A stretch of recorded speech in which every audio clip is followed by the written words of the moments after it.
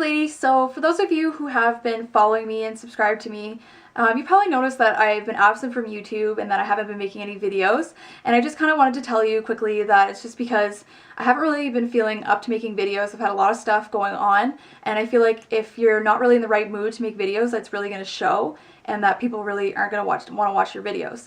So I wanted to wait until I was actually excited to film something for you guys again. So I just want to say thank you to everybody who has continued to subscribe to me. I really do appreciate it. And that being said, I want to talk about the Revlon Colorstay Whipped Cream Foundation. So this is what it looks like here. It comes in a jar. And it is a fairly new product from Revlon. I'm not sure when it came out, maybe over 6 months ago here in Canada. It's, I think, the third Colorstay foundation from Revlon that's come out. And I have to say, first off, that I absolutely love this foundation. It's definitely become a holy grail product for me, and I'll get into that later. But I'll start off with kind of the claims from Revlon and, you know, what they say that this product is supposed to do for your skin. So the first thing is that it's supposed to be really buildable and give you a full coverage. They also say it's supposed to be soft and matte and last you all day long. They say it's supposed to withstand heat and humidity, and that it comes in 12 different shades. And I think this product retails for maybe $12–15. That's here in Canada, so it's obviously going to depend on where you get it from and where you live. But it's going to be cheaper if you go to somewhere like Walmart or Target. So I think it is more expensive. It's in more of the higher price range for drugstore foundations, but I definitely do think it's worth it. So I'll talk about the first kind of two things that I don't really like about this foundation. And honestly, it was so hard for me to think of things that I don't like just because this product is so good. But the first thing would have to be that it's just super hard to figure out what your shade would be in this foundation. I feel like that's just because it has such a thick glass jar to it that, you know, it's super hard to tell because all the shades look very similar. So you kind of have to really hold it up in the light and use your best judgment as to what color you would be.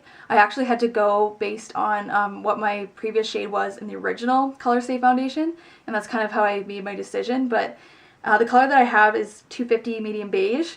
That being said, it is a little bit dark for my skin. I did buy it in the summer, but I feel like with this foundation you can definitely get away with that because it's very blendable.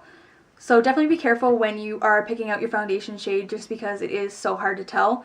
I know that any drugstore I've been to, there haven't been any testers or, you know, any kind of shade chart to let you know what you would be. The other thing too is that I feel like this product is not necessarily the most hygienic in terms of application. For me, I find that it just works so much better to apply with your fingers, and that's just because it does have that gel cream consistency to it. So this is what it looks like in the jar here. I mean, you can apply this with a stippling brush or, you know, a sponge, whatever you'd like, but personally I just think it applies way better with your fingers.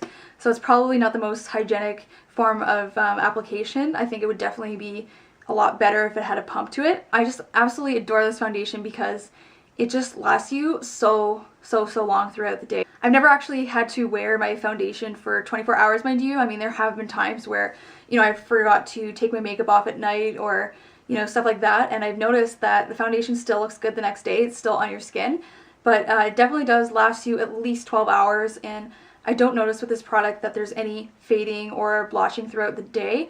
I do have pretty dry skin, but usually my issue with most foundations is that throughout the day I just start to look really white in my T-zone area because all the foundations come off. This one, I've never had that problem. It's honestly stayed put on my skin all day. You know, you don't have to worry about setting it with powder or a setting spray, anything like that if you don't want to, because it's still going to look really good and it's still going to last you a long time. I also love that it has a dewy finish to it. I wouldn't say that it's very matte like Revlon claims. I think as the day goes on it does start to maybe look a little bit more matte, but it's definitely more on the dewy side, and it kind of gives you a really nice glow to your skin, and it just looks really natural and vibrant when you apply it. So I love it for that reason.